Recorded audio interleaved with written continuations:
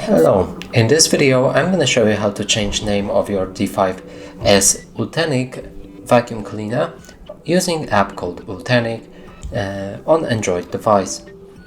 So in order to do that, we'll need to press on the settings button in the top right corner of the screen. From here go for edit the name, and here you'll be able to pick whichever name you want. So for example, let's call it HardReset Vacuum.